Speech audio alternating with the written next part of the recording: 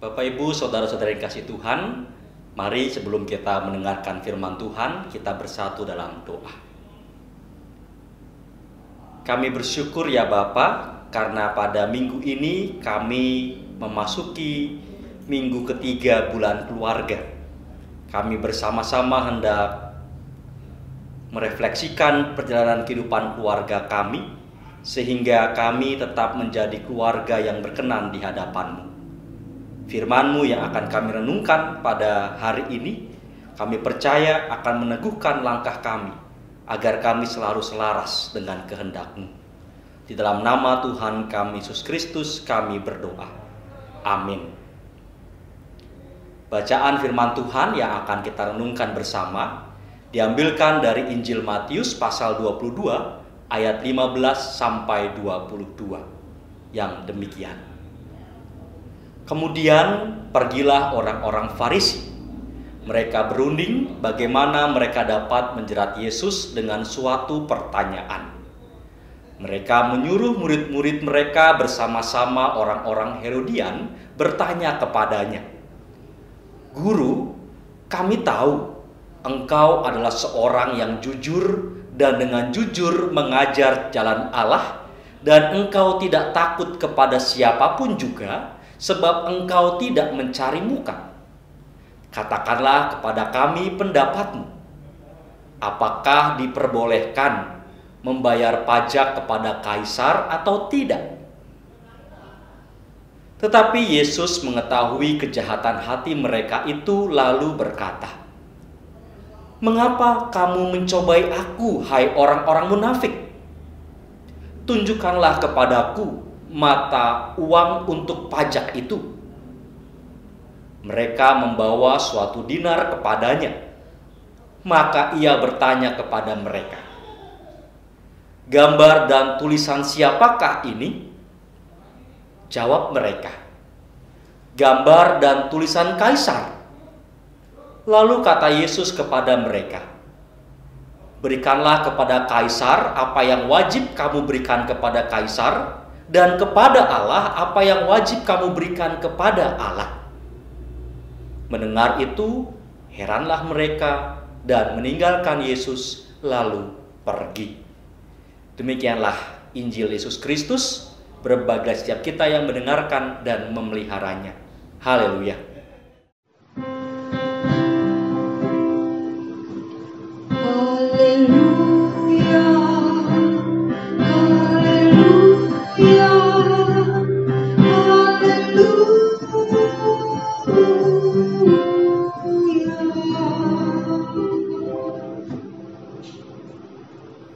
Bapak, Ibu, Saudara, kebencian adalah racun dalam hati yang dapat merusak diri sendiri serta relasi hidup bersama. Kita bisa melihat orang-orang Farisi saking bencinya terhadap Tuhan Yesus sampai rela berkompromi dengan orang-orang Herodian. Padahal biasanya orang-orang Farisi tidak suka dengan keberadaan Herodes yang dianggap merupakan boneka pemerintahan Romawi. Tapi kali ini mereka bekerja sama dengan orang-orang Herodian yang adalah pendukung Herodes guna menjerat Tuhan Yesus. Sebuah pertanyaan jebakan diajukan. Apakah diperbolehkan membayar pajak kepada kaisar atau tidak? Kalau Tuhan Yesus menjawab boleh, maka orang-orang Farisi sudah siap menuduh Yesus sebagai pengkhianat. Sebab hukum pertama dalam 10 hukum Tuhan berbunyi, "Jangan ada padamu Allah lain di hadapanku." Nah, membayar pajak kepada kaisar sama saja dengan mengakui dan tunduk terhadapnya. Padahal tanah dalam hukum Taurat adalah milik Allah. Imamat 25 ayat 23, sehingga tidak harus membayar pajak kepada kaisar.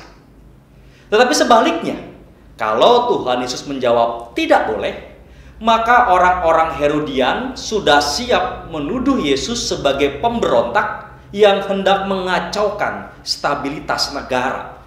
Sebab bagaimanapun juga bangsa Yahudi berada di bawah imperium Romawi.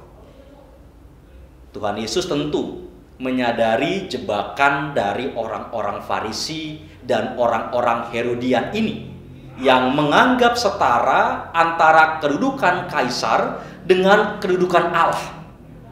Oleh karenanya, Yesus hendak membongkar salah paham ini. Bagi Tuhan Yesus, kedudukan kaisar tidak setara dengan kedudukan Allah.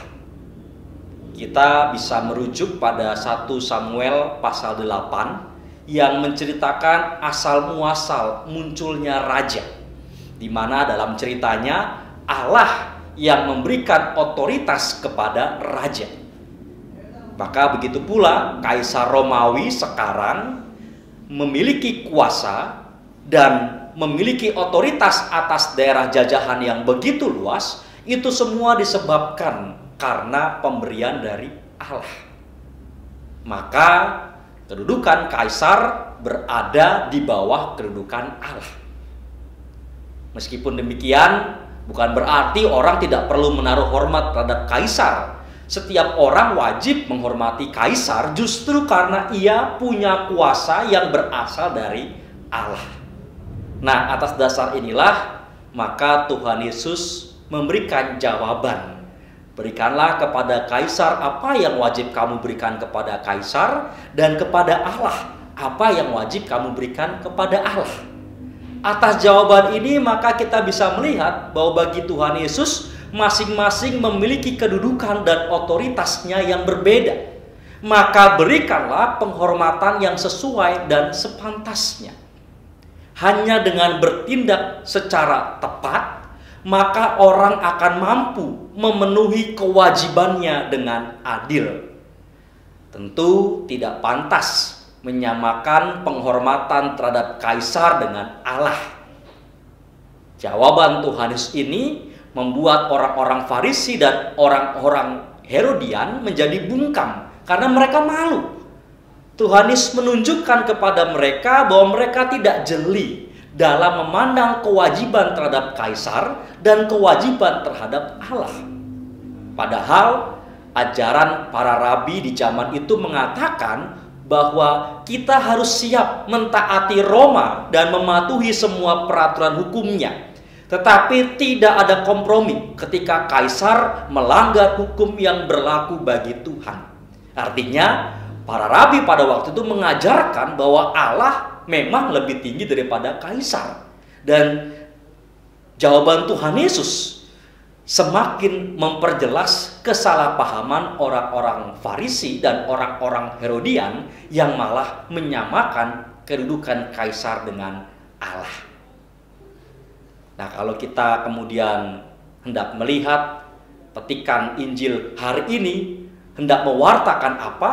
Sesungguhnya warta Injil hari ini mengajak kita untuk bertindak secara tepat agar dapat memenuhi kewajiban dengan adil.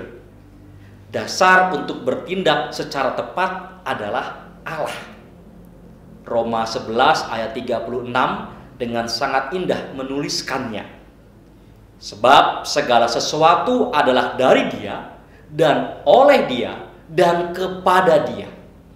Bagi Dialah kemuliaan sampai selama-lamanya. Allah menjadi dasar dari segala tindakan kewajiban kita.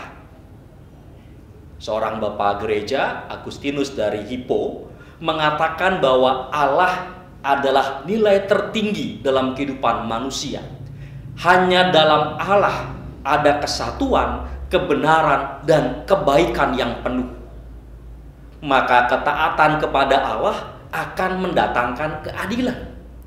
Orang akan mampu melakukan kewajibannya secara tepat dan dilandasi oleh cinta kepada Allah. Dengan demikian, kewajiban tidak lagi dipandang sebagai sebuah beban yang memberatkan, melainkan dilakukan sebagai wujud cinta. Kalau kemudian kita tarik dalam konteks bulan keluarga, maka kita dapat merefleksikannya demikian. Bapak, Ibu, saudara sekalian Tuhan, apapun keberadaan kita di keluarga, sebagai suami, istri, orang tua, anak, kakak, atau adik, tentu ada kewajiban-kewajiban yang perlu kita kerjakan dan tuntaskan. Kira-kira bagaimana selama ini kita menyikapi kewajiban-kewajiban tersebut? Apakah kita memandangnya sebagai tuntutan dan beban sehingga membuat kita kelelahan dalam memenuhinya?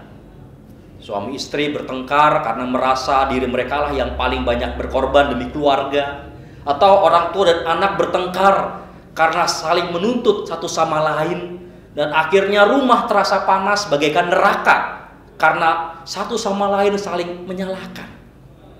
Itu semua terjadi karena tindakan kewajiban tidak didasari oleh cinta kepada Allah, sehingga akibatnya setiap anggota keluarga mengedepankan keegoisannya. Maka di dalam bulan keluarga ini kita diajak untuk mendasari seluruh kewajiban di rumah sebagai wujud cinta kepada Allah. Relasi suami istri, orang tua, anak, kakak, adik diuntai dalam laku hormat secara tepat. Sebab laku hormat satu sama lain membuat keadilan terwujud di rumah. Tidak muncul iri hati yang dapat memicu konflik dan dendam, melainkan keharmonisan. Mari seluruh anggota keluarga kita menyatu dengan Allah. Sebab hanya dengan menyatu dengan Allah, kita akan merasakan kebahagiaan dan sukacita di dalam rumah kita. Amin. Mari kita berdoa. Ya Allah, kami sadar bahwa ketika kami menjalani kehidupan ini, kami tidak lepas dari kewajiban-kewajiban yang harus kami penuhi. Maka mampukanlah kami untuk memandang kewajiban-kewajiban itu bukan sebagai beban, melainkan sebagai wujud cinta kasih kami kepadamu. Dengan demikian, setiap tindakan kewajiban yang kami lakukan, kami melakukannya dengan penuh sukacita.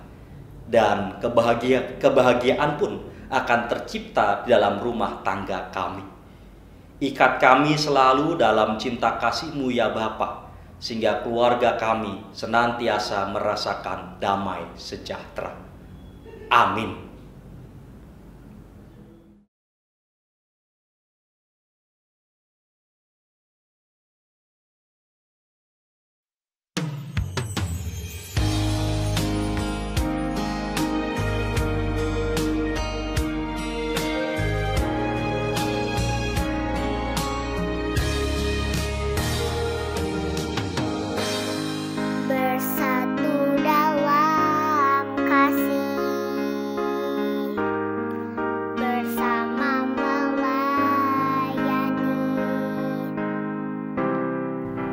Dan saling mengampuni,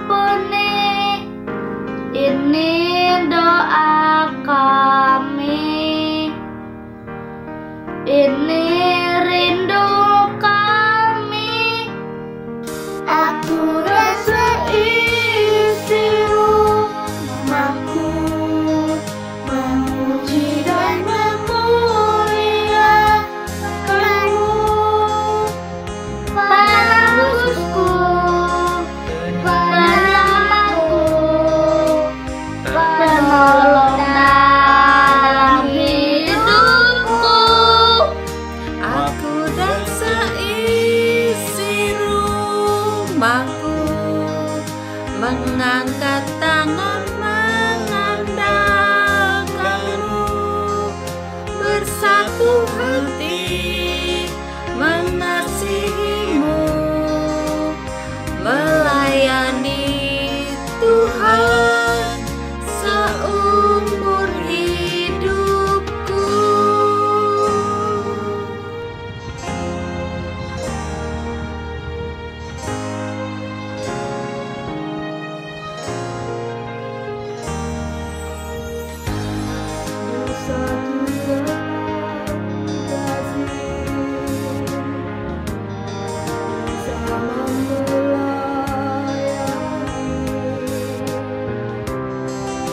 dan saling mengampuni.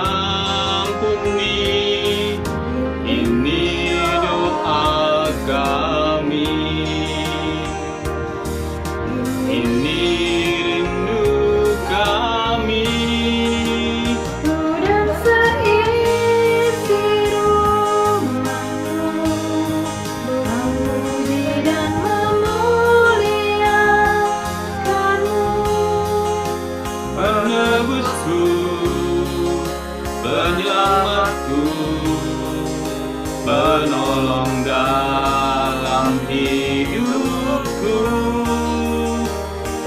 Dan seisi rumahku mengangkat tangan mengandalkanmu, dan satu hati mengasihimu, melayani Tuhan seumur hidupku.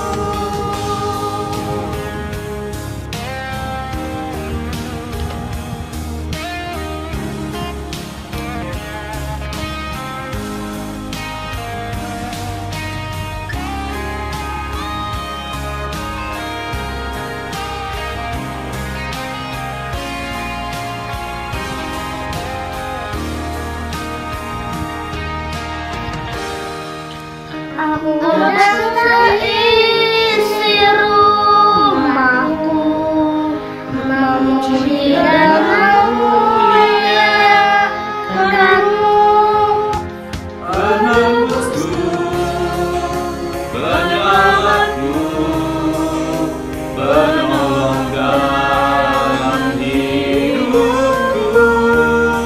Aku seisi rumahku mengandalkanmu, bersatu hati mengasihimu, melayani Tuhan seumur hidupku. Melayani Tuhan, melayani Tuhan seumur hidupku.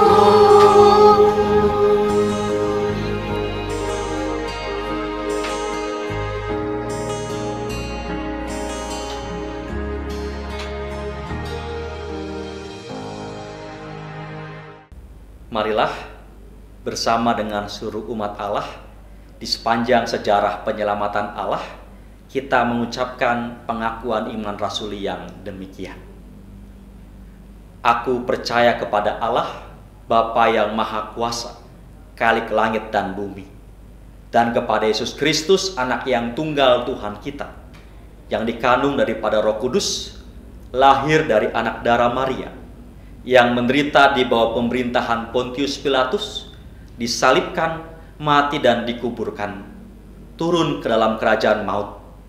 Pada hari yang ketiga, bangkit pula dari antara orang mati, naik ke sorga, duduk di sebelah kanan Allah, Bapa yang Maha Kuasa, dan akan datang dari sana untuk menghakimi orang yang hidup dan mati.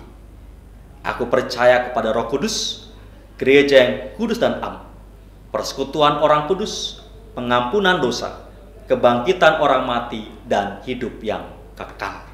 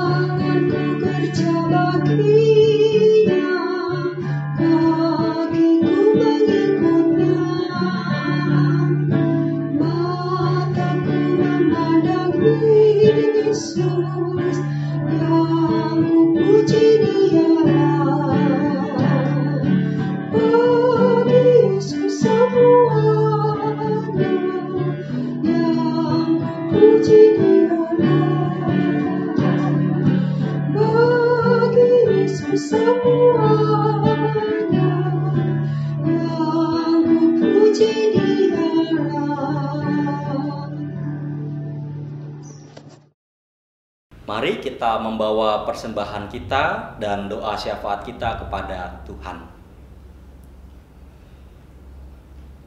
Ya Allah, kami bersyukur atas keluarga yang penuh cinta, di mana kami boleh merasakan damai sejahtera di rumah. Berkati keluarga kami selalu, berikan kesehatan yang baik, terutama di masa pandemi ini, di mana kami masih dihantui oleh wabah virus COVID-19. Tetapi kami percaya Engkau senantiasa memelihara kami, Engkau menjaga dan menutup bungkus seluruh anggota keluarga kami, sehingga di dalam kami melakukan aktivitas keseharian, kami tetap diberikan kondisi yang prima. Kami mengucap syukur atas setiap rahmat Tuhan dengan kami mengumpulkan persembahan. Terimalah persembahan kami ya Bapa sebagai tanda kesetiaan kami kepadamu, dan mampukan kami untuk selalu mempersembahkan seluruh kehidupan kami kepada Engkau. Ya Bapa, pada hari ini kami juga hendak menaikkan doa syafaat kami. Kami mengingat akan keberadaan saudara-saudara kekasih kami yang saat ini sedang sakit. Secara khusus kami berdoa untuk Bapak Nurbakti, Bapak Wiryanto, Bapak Setio Nugroho, Bapak Apranto, Ibu Sumiem, Ibu Kristina Isnani, Bapak Edi Wahyu, Bapak Gangsar Nurwitono, Bapak Rusmanto, Ibu Sumaryati, Ibu Wiharti, Bapak Lukas Budi Santoso, Ibu Sutarmi, Bapak Arif Budiono, Ibu Yulianti, Ibu Indah Puji Astuti, Ibu Puji Prihatin, Ibu Wahyu Sulistiorini, Ibu Tersiana Yermiati, dan Bapak R. Sujatmo, serta Bapak Dr. Eko Bambang. Kami percaya Tuhan, Engkau menilik keberadaan saudara-saudara kekasih kami, Engkau menjamah dan mengangkat segala kelemahan fisiknya, menggantikannya dengan kesegaran, kekuatan, dan kesembuhan. Kami berdoa pula untuk orang tua kami, Ibu Sunarni, Ibu Titi Widiati, Ibu Kristati, Ibu Siryati Wiloto, Ibu Waluyo, dan Bapak Suwarjo. Di masa lanjut usianya, orang tua kami tetap diberikan kesehatan, kegembiraan, serta kebahagiaan. Kami berdoa pula akan setiap pergumulan-pergumulan yang kami hadapi dalam pekerjaan, dalam kebutuhan sehari-hari, juga di tengah-tengah masa pandemi yang serba tidak menentu ini Tuhan. Kami percaya Engkau senantiasa memberikan kami kekuatan, ketabahan, juga semangat untuk menyelesaikan setiap pergumulan-pergumulan kami. Bagi saudara-saudara kami yang sedang mempersiapkan pernikahan, yang sedang mencari jodoh pasangan, juga yang sedang mencari pekerjaan atau sedang merintis usaha, Tuhan berkati setiap usaha persiapannya sehingga mendatangkan sukacita. Ya Bapa yang Maha Kasih, tak lupa kami juga mengingat keberadaan gereja kami di tengah-tengah segala pergumulan yang kami alami. Kami bersyukur proses renovasi atap gedung gereja Tuhan selalu memberkati, sehingga kami juga boleh melihat gedung gereja kami telah selesai dilakukan renovasi, dan saat ini kami juga mendoakan agar dalam proses penyelesaian finishingnya semuanya berjalan dengan baik. Kami berdoa pula ya Tuhan untuk rencana-rencana dan program-program gereja kami. Tuhan berkati, Tuhan selalu ikat kami di dalam cinta kasih. Kami menyerahkan pergumulan bangsa dan negara kami, berkati para pemimpin bangsa kami, berkati juga para pemimpin dunia di dalam menghadapi wabah COVID-19 ini, agar kami semua boleh bekerja sama dan saling tolong-menolong satu dengan yang lainnya. Ya Bapa, kami percaya Engkau akan segera mengeluarkan kami dari masa pandemi ini. Di dalam nama Tuhan kami Yesus Kristus, kami menyerahkan segala masa depan dan pengharapan kami, sebab kami memohonnya di dalam nama Tuhan kami Yesus Kristus yang telah mengajarkan kami berdoa demikian. Bapa kami yang ada di sorga, dikuduskanlah namamu, datanglah kerajaanmu, jadilah kehendak-Mu di bumi seperti di sorga. Berikanlah kami pada hari ini makanan kami yang secukupnya, dan ampunilah kami akan kesalahan kami, seperti kami juga mengampuni orang yang bersalah kepada kami. Dan janganlah membawa kami ke dalam pencobaan, tetapi lepaskanlah kami daripada yang jahat. Karena Engkaulah yang mempunyai kerajaan dan kuasa dan kemuliaan sampai selama-lamanya. Amin. Bapak Ibu Saudara, sekarang arahkanlah hatimu kepada Tuhan. Berikanlah apa yang wajib kita berikan kepada Allah. Jadilah penurut-penurut Kristus. Terpujilah Tuhan.